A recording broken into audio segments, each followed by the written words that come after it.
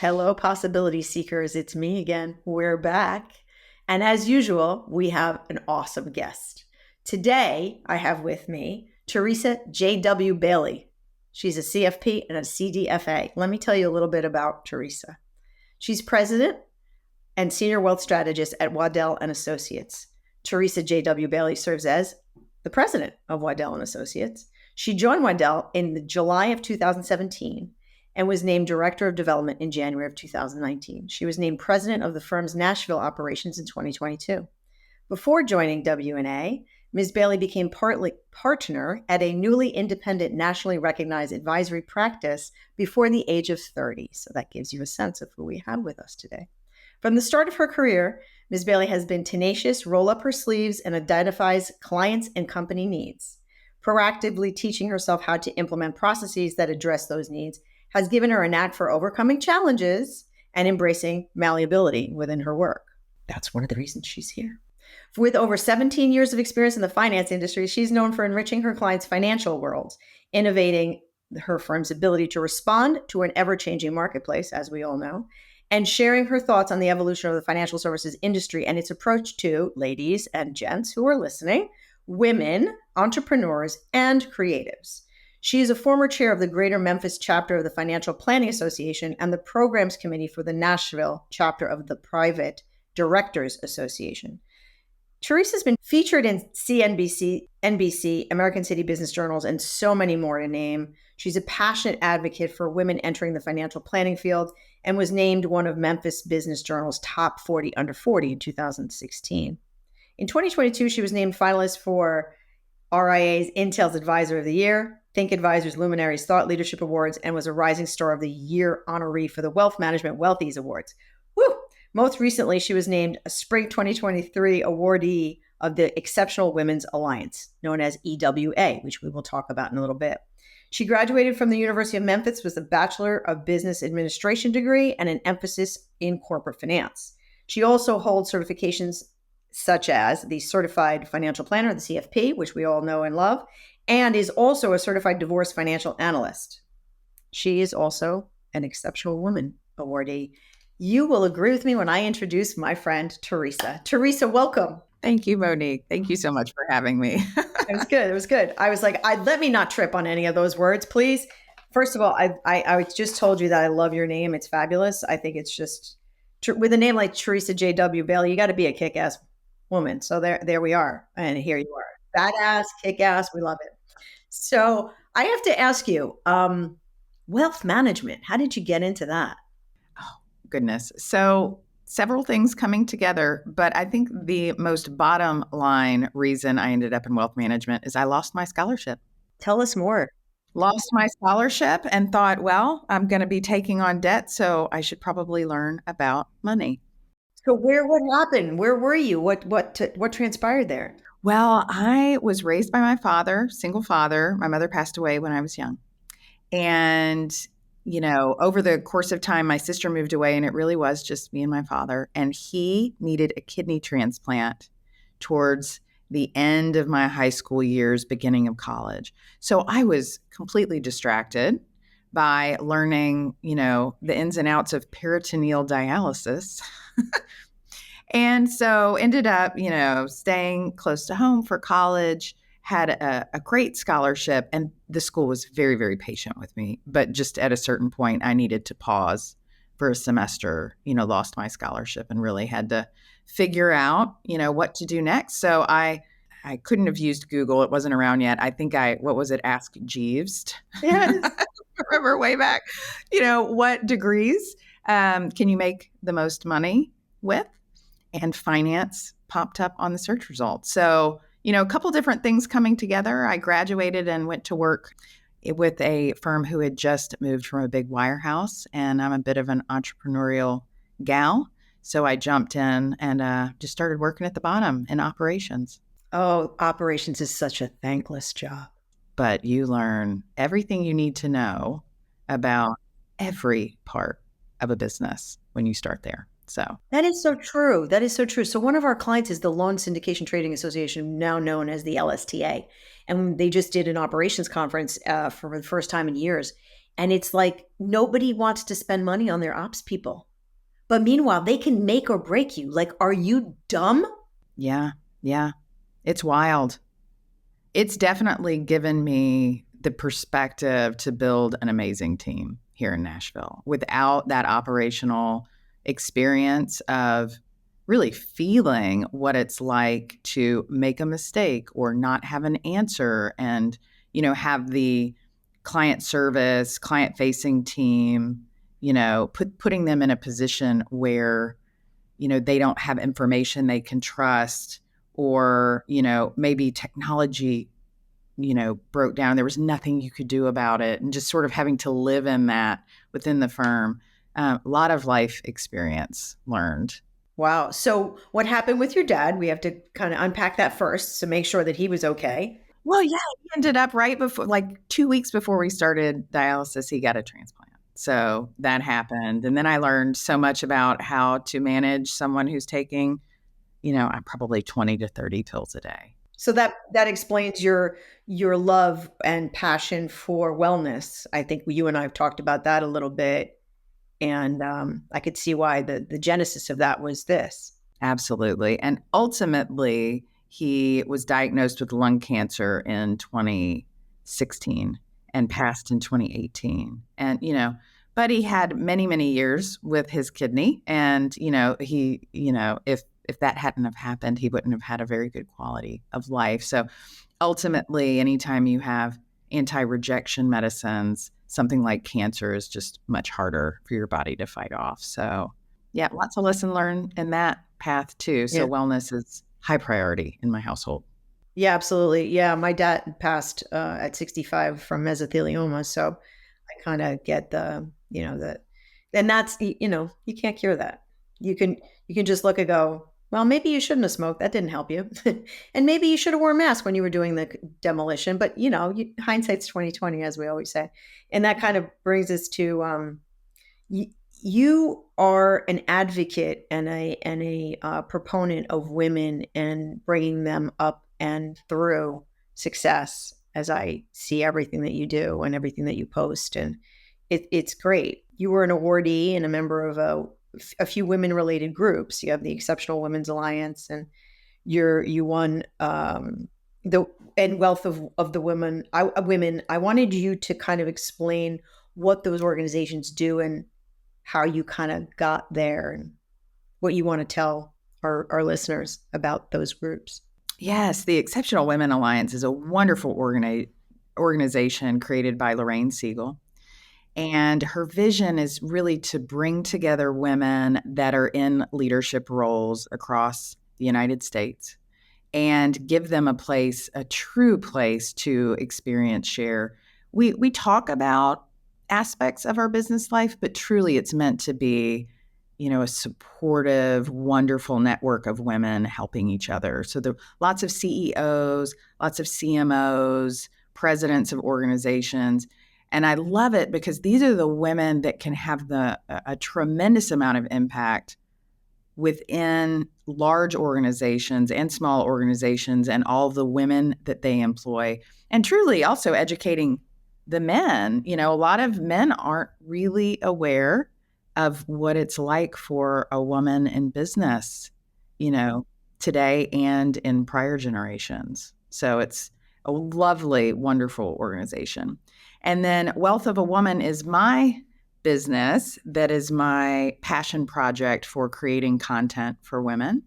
So sort of in the building stage right now. Right now I'm doing workshops for, women who have, friend groups that they want to invite me into to do a bespoke workshop series, 4 or 5 workshops.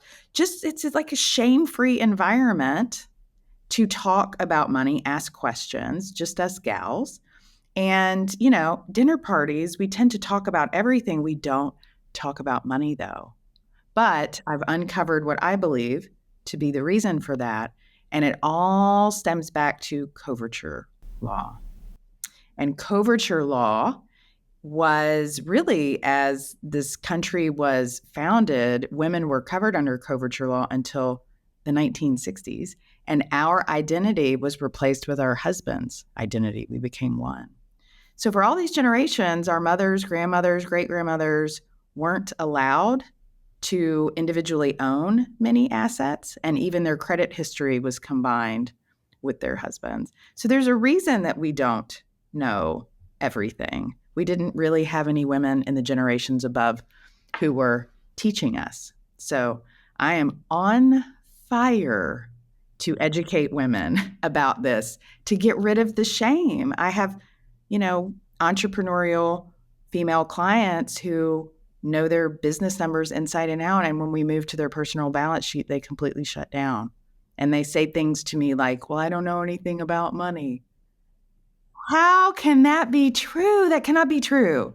You must know something about money. You built a successful business, and businesses are money. So that is fascinating. I've heard that from a friend of mine, Sarah Bean Ricka, who is also CFP, and she said that's what it's like this idea that they go from really, really smart to, as soon as you talk about personal, it's like, woo, Wild. It is really wild. And I'm lucky enough here in Nashville, we have the largest entrepreneur community through the EO, Entrepreneur Organization. Really? And so I think third largest in the globe, largest in the US. Wonderful community of entrepreneurs. It's amazing. It's like a playground for me. And there's so many successful women, and it's a pattern. It's a pattern. I actually had a group of them together, and it was my first light bulb moment. I was like, they keep talking about all the men in their lives, not women teaching them about money. Why are we talking about money tonight, but we keep talking about the guys? That was, I think, my first light bulb moment. And I just sat back and listened to them talk.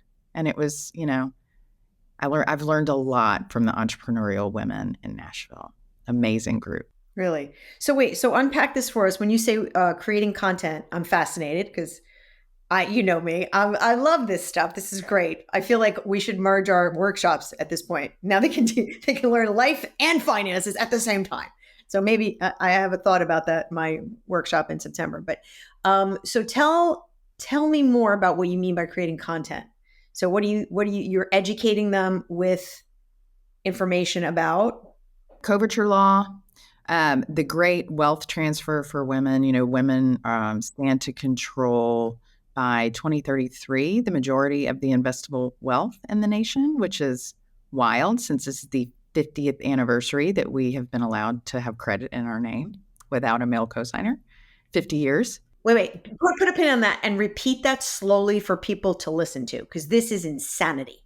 It is. This is the 50th year that women have been guaranteed the right to have credit in our names alone. And we are on track to have our female baby boomer generation control the majority of the investable wealth, which means daughters, sisters, everybody needs to surround these women with care and knowledge, because they're going to be afraid because they don't have the foundational knowledge. So I'm creating content, partnering up with a couple women, one in particular, who is a great marketing maven here in Nashville and PR maven.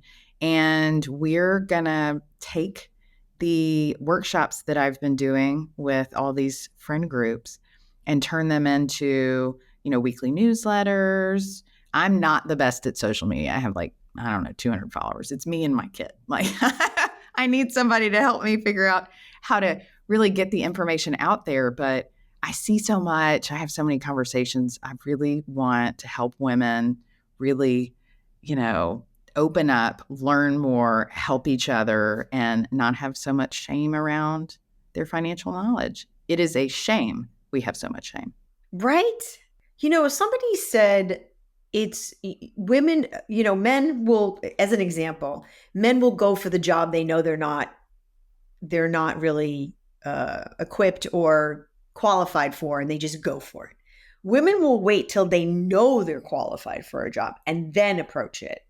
I think that's part of the behavior. It's like, I should know this, therefore I'm going to wait till I kind of master some of this before I go talk to somebody about my wealth or my, I had the same thing with somebody who who works in philanthropy, who works in development. She's like, women don't think of themselves as philanthropists. Meanwhile, they're cutting checks with multiple zeros on them. Right. It's wild. I think I'm a woman in the South. I live in Tennessee. And I think I have the benefit of seeing even more layers on top of this issue where it has really been ingrained in, and it may be, I may think it's personal to the South. It may be more widespread, but you see, only what's around you many times. But it's almost a theme I'm seeing of don't learn so much about money because you don't want to seem too independent and I'm single, and I would love to have a partner. And so even I am in my head like, oh, who's going to want me? I know too much about money. I think it becomes part of what we're taught, that the men handle the money and you don't want to emasculate, your partner if you're, a heterosexual couple. And so we're like, okay, well, I'll just wait for me to meet somebody and he'll handle the money. I think that's also another layer is we're taught that it could be a detractor to how we show up in the world, that we have a handle on our finances. Oh my God. That could be, I think you're right about the Southern aspect. It just might add just another additional layer of complexity or that much more of that genteel. There's less genteel women in the tri-state area than by you, trust me. I can vouch for that. They're mean. No, I'm kidding. I know some very lovely women from your area that I would not call mean. Yeah.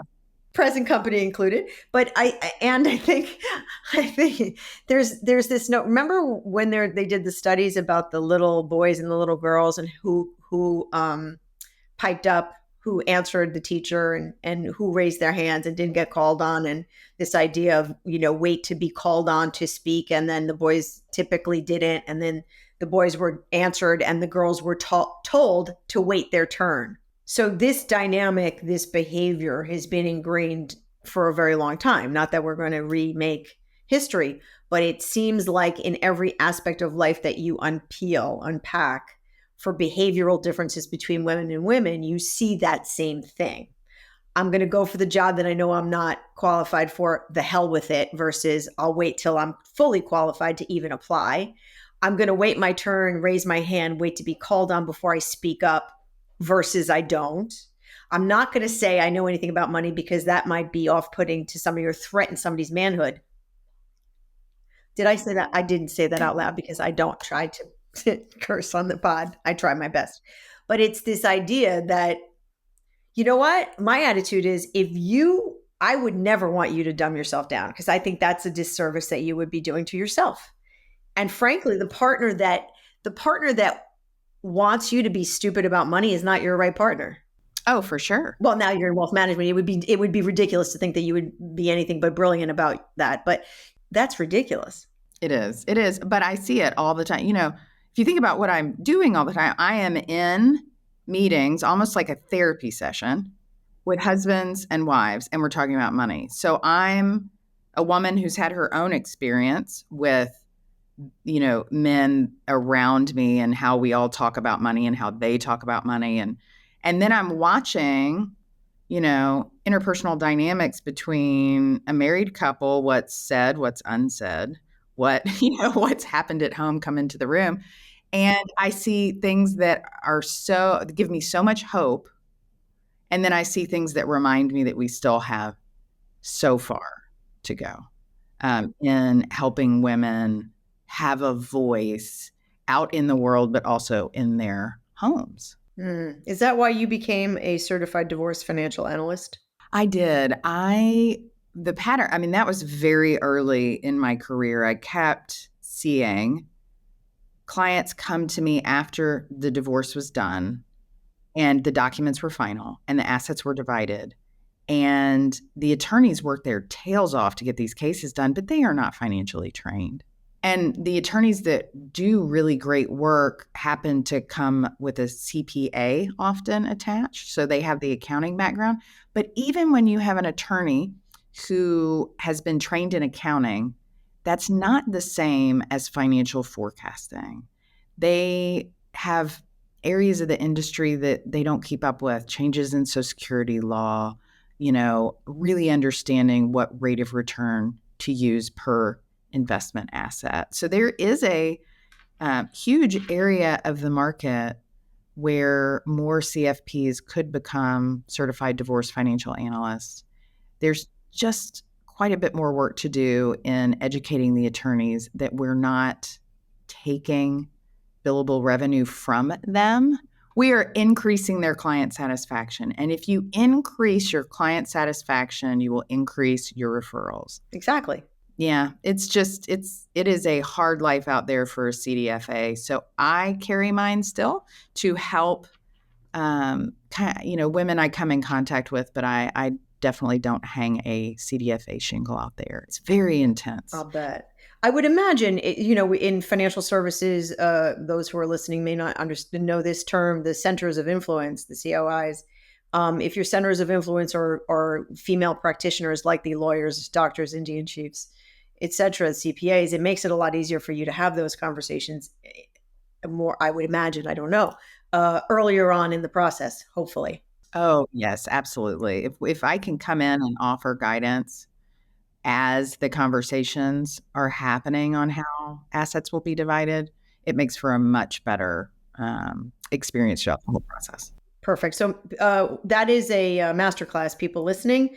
If, friends, family, yourself, unfortunately, if you're going through this a divorce process, make sure that you have alliance with your financial planner, your wealth advisor, and hopefully, that person is also a certified divorce financial analyst. Now, that brings us to your upcoming industry white paper, which I really want to tell everybody about, on how women have inherited our lack of financial literacy, which we briefed on before. But tell us more about your white paper, the premise, and what you want to have happen, because we have a lot of listeners and a lot of viewers here. So potentially we can help you amplify what you want to have happen.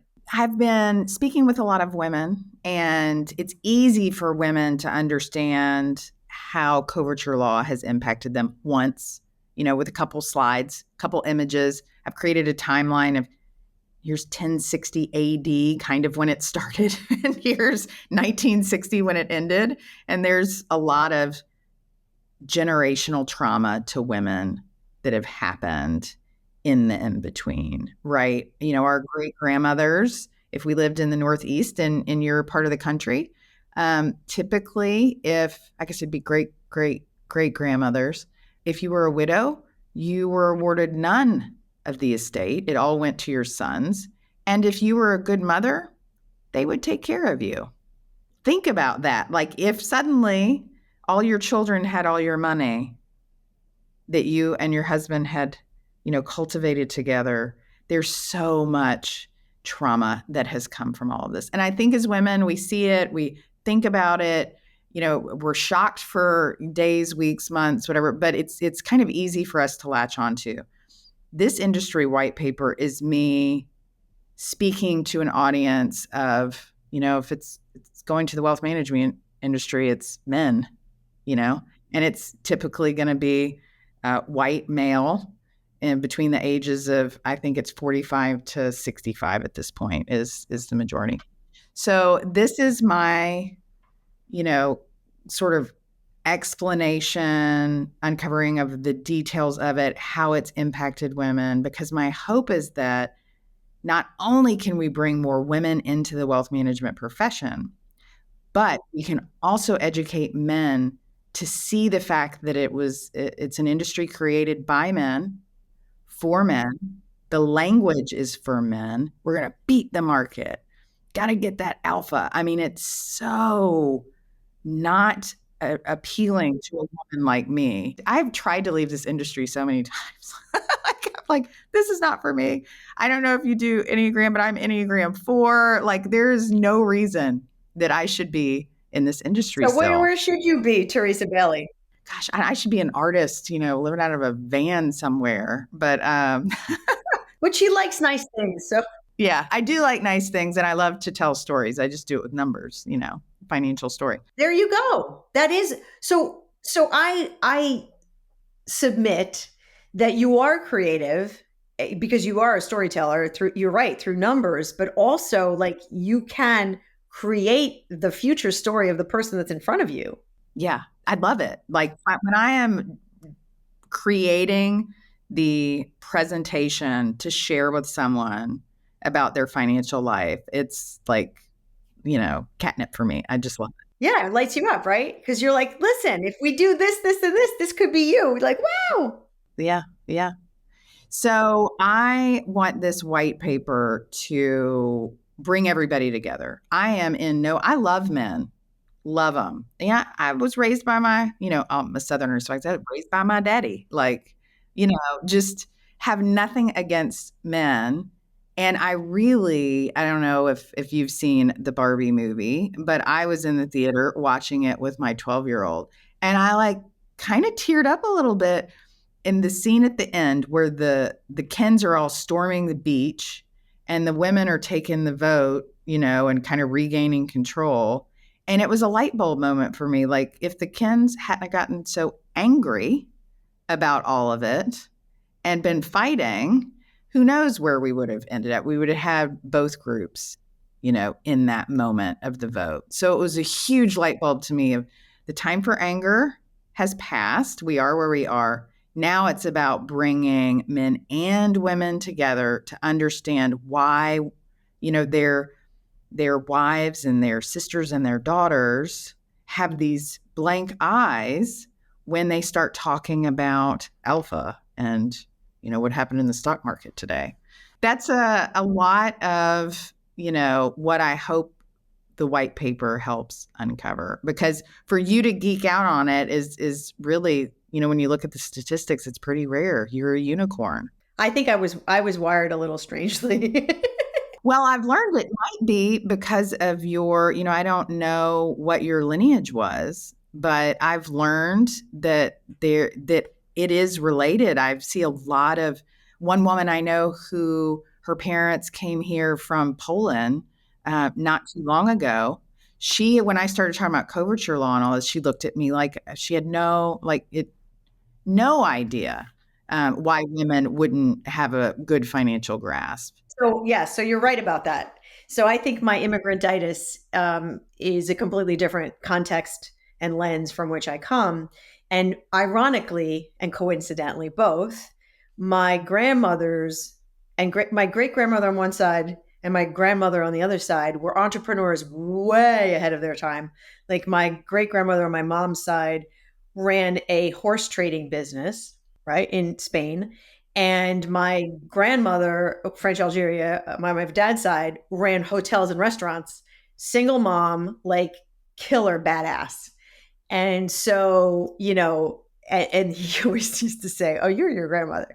And so it was like, and in French law, it goes to the wife and then the children 50-50. So it's kind of this whole, they protect the wife, but they protect the children too. So it's a little different, but the idea that women entrepreneurs is not an oxymoron.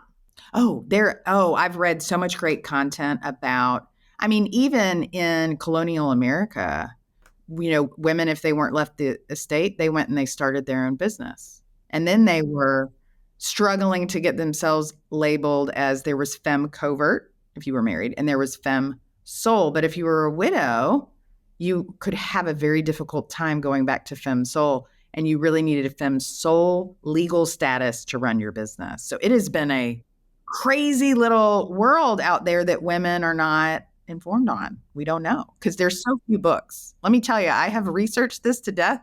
There are not many books on it. Well, this is why I'm hoping that your white paper does that for you. And I hope that you create that as an entree to having a conversation with you. We'll talk more about that offline. But and I'm sure your PR/marketing maven will guide you as well.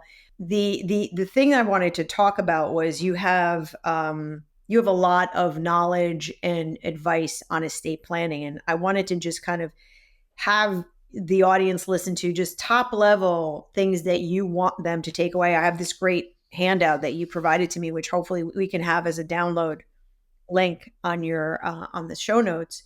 But kind of high level, what is it that we should be know? What should we know? Given coverture law, which again is what I'm on fire about, which was our legal status. We didn't have a legal status. Now we do. We can own things and we can we can inherit things a lot easier. It's not that we always couldn't. It was just through a much different lens that evolved over time. And it was very state specific. So now I encourage women to not skip the meeting with the estate planning attorney. And whether you're married or single, I run into many single women who just don't understand, to your point, Monique, they don't understand it. And they think, well, once I understand it, I will meet with an attorney. And then they, unfortunately, never take the time to dig in because it's not easy to understand. It's law. But I see a lot of married couples that the woman shows up at the end for the signing. And whether it's, estate planning around what happens when the husband or wife passes, or either partner passes, there's also marital division, that you need to understand how everything in your household is owned to make sure that you have the access and control that you desire. So you have things like, how will you act on your behalf if you're unable? So the idea of also healthcare proxies and powers of attorney and things like that, where who gets my kids if I pass, and if both of us pass, what happens, and who gets to do what and what roles they have. I've heard a couple of war stories where people are not paying attention to their beneficiaries on their documentation and on their accounts. So this idea that your beneficiary it overrides what's in your will. So if you want it to go to your children, but your beneficiary is your ex-husband and you get divorced, your ex is getting your money. Absolutely. There are many wonderful attorneys that will give you a list of your homework items and follow up with you and make sure you do them. And there are also many attorneys trying to earn a living. And once you walk out that door, you have done the documents, and in their mind, that is the extent of their involvement with you. But what often will happen is there are unspoken homework items, like you just mentioned, Monique, where you needed to change on your retirement account the beneficiary from being a spouse or a child to this trust that you've now created with the attorney. But if you never point your assets back to that trust, the trust exists, but there's nothing in it when you pass away. So you've done all this work that you think is great, but there's often a gap. And that's often where someone like me, a certified financial planner or wealth manager, can step in and help bridge the gap. So amazing wealth of knowledge. Pardon the pun. I couldn't help myself. Sorry, I know I'm so bad. What would you tell your 30-year-old self? I think I would tell my 30-year-old self to think more about myself. As opposed to? Thinking about everybody else around me. Thinking about, the good of the group, the good of the company, the good of my household, and just keep a little space for myself and protect the things that, I want to do. Because I'm in this group, but I also know a whole slew of other women. As our children get older, as we mature in our careers, it's harder and harder for us to really have an understanding of what lights us up, what, we do for fun, what's meaningful for us. So I think I would have whispered that in my 30-year-old ear. Well, it's never too late. But as they say, you must put your oxygen mask on first. Yes, ma'am. That's what I've learned for sure, but it's taken me a long time. But I'm trying to espouse that into my younger friends. What do you want to leave our audience with? You have a wealth of information and knowledge. And what are the key takeaways you want them to be like, oh, Teresa, heard her. What she's got that.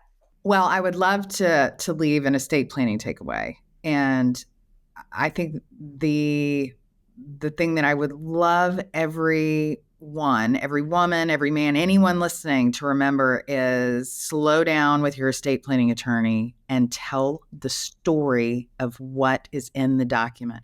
If you are naming someone as, say, an executor, that sounds so fancy, executor of my will. Stop and ask the attorney, okay, what will they do? What are their responsibilities? have them tell you the story of what that role is, guardianship, trustee, all of them. Have the attorney explain what it is they're doing so that you know that you're appointing the right person. So they'll, get into a habit of just asking for names and very shortlining roles. It's a story that's being created, and you need to understand each page. That's what I would want everyone to think about. Lovely. So don't leave the children with crazy Aunt Betty. Unless she's a great disciplinarian, has, you don't maybe want to give her control of the money, but maybe. It's your point about the story. It's everybody should have the right role in the right job for the right person, right? Well, you're certainly the right person for this job. Thank you so much, Teresa J.W. Bailey. We have been honored by your presence. Thank you. Possibility seekers listening, please subscribe to the podcast, share this episode, tell people what you've heard, get the word out. We're trying to do some very mano a mano missionary work here, getting the word out and empowering everybody that's listening. Thank you so much. Make it a great day. Thank you so much for listening to Possibilities with Monique DeMeo, where we unpack life as a female mover and shaker. If you like the show, please consider liking it, or better still, subscribing to it and leaving us a rating. It truly does help. Also, you can pick up my book, The 7 Secrets to Creating a Life You Love, a practical guide for women in leadership.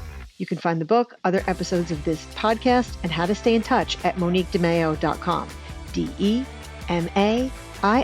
I look forward to seeing you again soon. With gratitude, Monique.